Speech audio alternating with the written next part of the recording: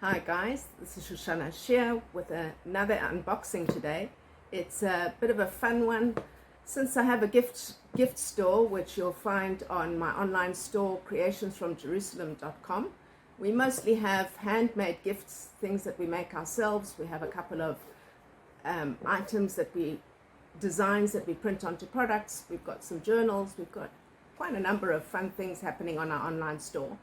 But I thought I'd bring in another angle related to gifts and give you some ideas as to what you can do if you're having a difficulty thinking up a gift. So that's what this unboxing is about. You'll get to see a lot more of it in a couple of minutes. We'll move over to the table and start unpacking it. I thought one thing that might be fun is to see what kinds of items can we obtain from Amazon that are under $10 that could be able to be either a filler, an accompaniment in a gift. It could be a gift all on its own, especially for those people on a budget who are wanting ideas. At a later stage, we'll get to fit back as to how these can, some unboxings or some explaining a little bit more of some of the gifts that we have in our store. But in the meantime, I thought it'd be quite fun, beneficial also for those on a budget. And I'll explain one of the reasons as to why I'm saying gifts that are under $10. If you're in a situation similar to mine and you're transitioning from one profession to pivoting and doing something a little bit different with your profession, or you're changing completely. In my situation, I'm focusing more on my creative skills, my art and my writing. I do bring in quite a bit of my occupational therapy in what I do, but I have a goal in mind towards setting up a studio, which you see me mention in some other videos, and to get to use my art a lot more. So I would say that one of the challenges for me in my career, in my desire to be a full-time artist, is that a number of people have said to me that I'd be a starving artist. So one of the things that I've been doing is I've been going back and having a look on YouTube channels, on certain platforms where people can sell art and so on, and doing some research to discover what is the potential for an artist. Does it have to be that the stigma that you'd be a starving artist, does that have to hold true? And the answer that I found, I'll give some more information in a different video because I really want to get to this unboxing. But the answer that I found is that there are people who are earning from their art, which is tremendously exciting. One of the things that's necessary in order to get to sell and to really earn on a high level from art is to be able to, one, improve your art skills, to know a lot of the fundamentals of art. So it's a number of phases and some details related to learning, but also to use more professional art supplies. So what do you do if you are transitioning from one area of work and you're moving towards using your art, you don't yet have a budget, or if you would like to be able to give some gifts to somebody and you're on a tight budget? So that's what these current unboxings are about, this particular one, and I have some more more planned. Stay with me 1 second before we go. This is the box we're going to be unboxing. It's come from Amazon. We have 3 items in the box. Stay with me. We're going to move over to the table where I can show you a little bit more effectively exactly what's in the box. And the idea for these particular unboxings is going to be items that are of benefit, that either you can use yourself in your artist journey or in your journey for a healthy lifestyle, which you need in order to be a good artist, or in any profession you need to stay healthy. And instead of more fluff, let's get over to the table and start doing this unboxing. Hi, we're back again, and this time we're sitting at the table, and here we've got the box in front of me. I've snipped it open, and the first item in this little box is a set of 38 fine liner pens. They're vibrant colors, they're water-based. Important to note, it's a choking hazard, so don't let the lids of these pens get into the hands of little children. They're supposed to be non-toxic. If you look on the other side, there's some stencils, which we'll get to look at in a little bit as well. They're very good for journaling, so if you're wanting to obtain any of our journals, this is one idea that would help you with your journals. With journaling, we can get into some other tips in a different video as to what you could do with the markers, and we'll come back to that in just a little bit. Let's get on to the next item in the box. So staying along the art theme, here we have 36 colors, and it's a nice Joyberg, we like the name Joy, watercolor pencils. That means that if you add water either on the paper or you dampen the lead of the pencil, the tip of the pencil, or as you're coloring you add some water. This will give you a little bit of a watercolor effect, and there's lots of things you can do with that. We're going to come in shortly to see what the colors actually look like and what the quality is when using them. So that's watercolor pencils, and again this is under $10, which is an amazing find. Last item that we have in the box, this is something that for us was extremely important because we have an allergy in our home for pig and also for soy, and there's a problem at the moment with insects, so we're wanting to keep away insects. This particular item is citronella. It's also under $10. It was on a special. It's 100% pure natural essential oil blend, and it's supposed to be possible that you can, it has a roll-on opportunity, so you're not having to spray it. You can add it directly onto your skin. I'm going to be testing this, and I'll come back to let you know what that's like. So that was a lucky find. Those are our 3 items, and we'll come back in a second to show you the quality of our markers and our pencil crayons. So here we are back again, and here we have some feedback, some examples of testing out the colored pencils and also the markers. I also have one thought related to that insect repellent, which I'll get to in a minute. Let's get on with the colored pencils. The first thing that I would say is that there's a lot I could say about these, and I'm going to try and keep it shorter.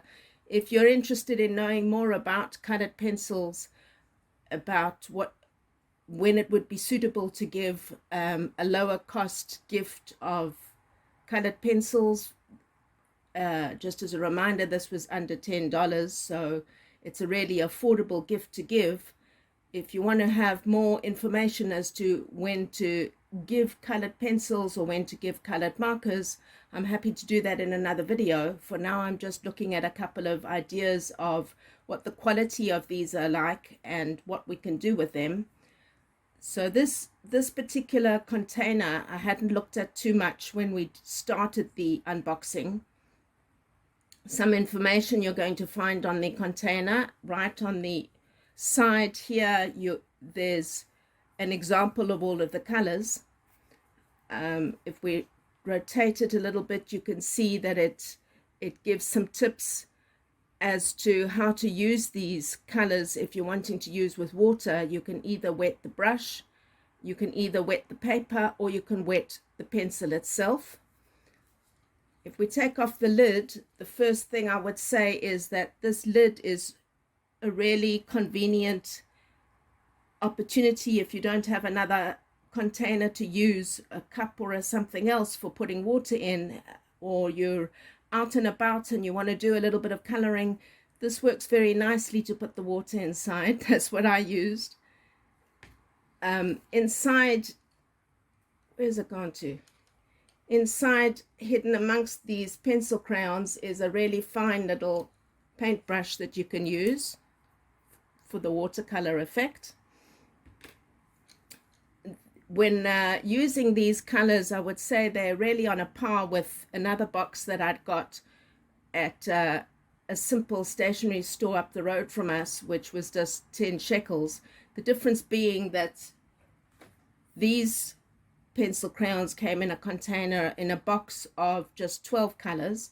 And what's fun about this container is that it has 36. So that's a really nice idea.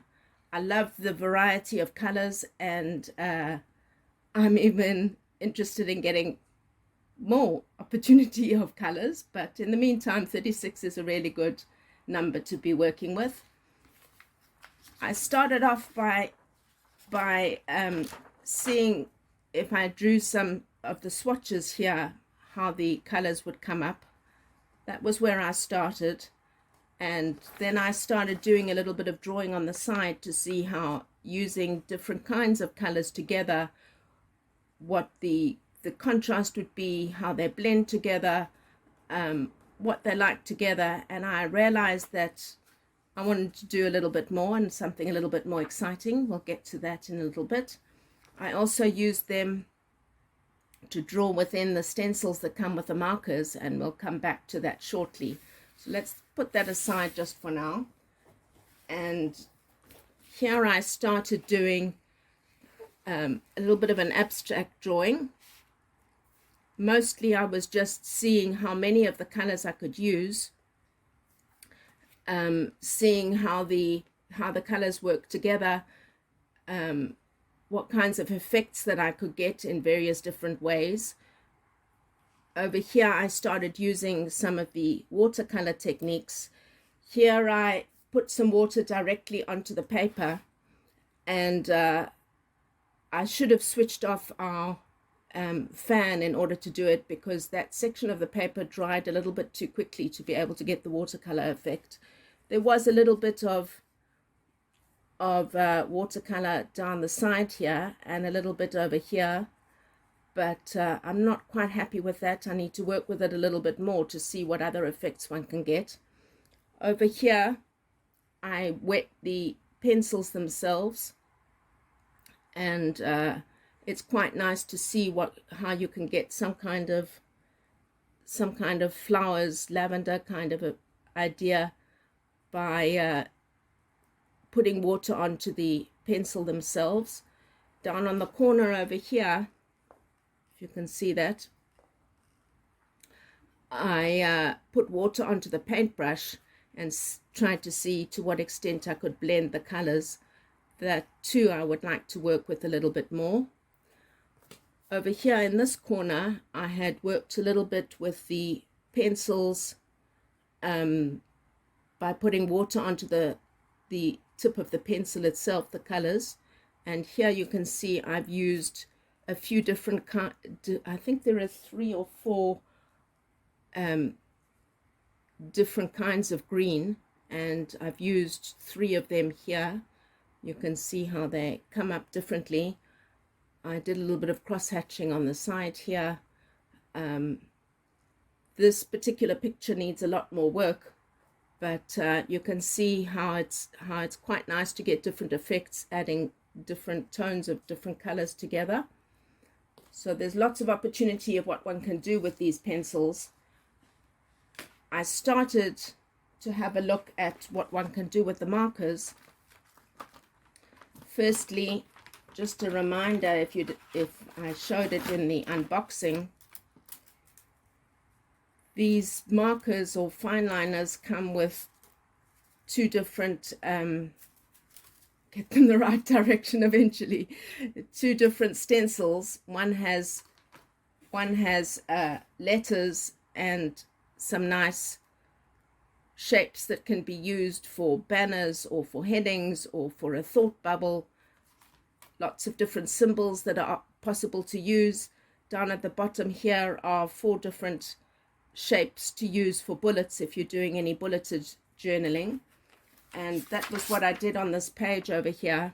I colored within the bullets and then used one of the fine liners to do an outline. I also colored within the Y and used one of the contrast of one of the different fine liners. here at the bottom, I've done a little bit of shading with a few of the pinks. I also started to have a look as to how they can be used if I use the two in combination. And on the side over here, you can see a little bit of detail that I started to do with the stems of these flowers. There's a lot more that I would like to try. I also started to do a little bit of adding a little bit of pressure to see to what extent I can get more strength and more brightness, more vibrancy from the pencil crayons, and there is quite a bit of potential. Over here I did actually, sorry I forgot to mention, I did actually use a little bit of water over there, which was used directly onto the paper. So there's a lot of fun that you can have. You can be able to do a lot of coloring. It's really nice to add as a gift if you're giving anybody either a journal or a coloring in book, to add either this set of fine liners or the colored pencils or both.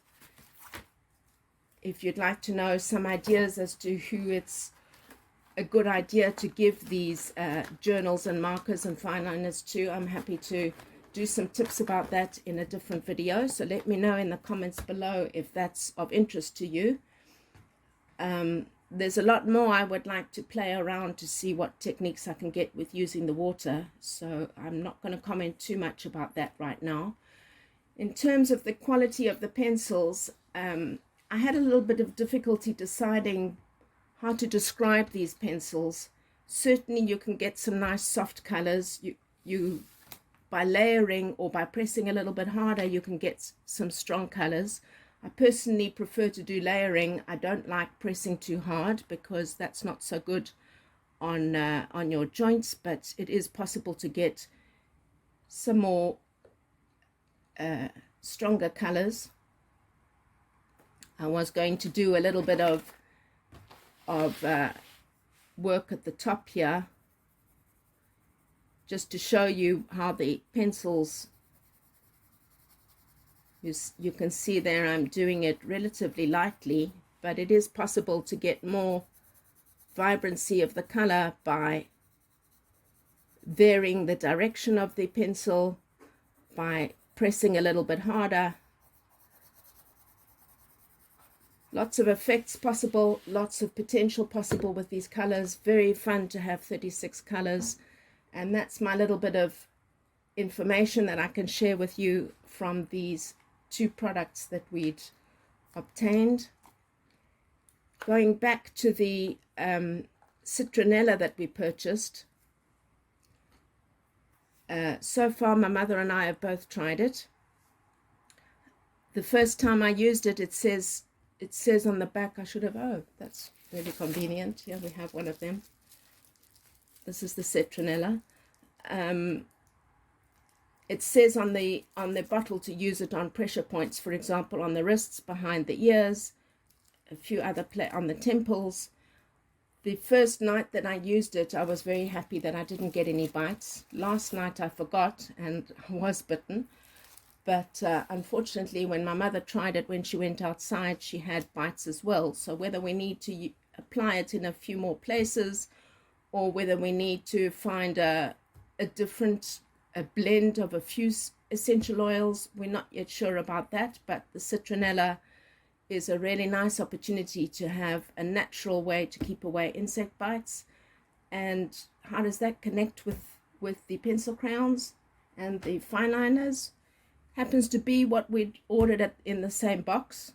So that's the first connection. The second connection is, if you're constantly itchy because you have bites from insects, at the time that's happening, it's not so easy to concentrate on one's drawing or improving art. That's the first thing. It's a good idea to stay healthy. That's the second thing. So there's always connections. Working with coloring and drawing is a really great way to manage your stress. That's one tip I would say. Again, I can come back to that in another video, and I'm not going to get too more into connections. I could think of other connections if I want to, but let's get this video up. If you have any requests of other other ways to use these products, or you have a product that you would like me to do an unboxing of, be in touch with me. Oh, I did have one other tip that I was going to say, and that is that I started to have a look in this journal that I've mentioned in a previous video of mine as to how the markers come up.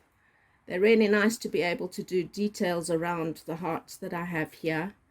These colored pencils could be fun for coloring in.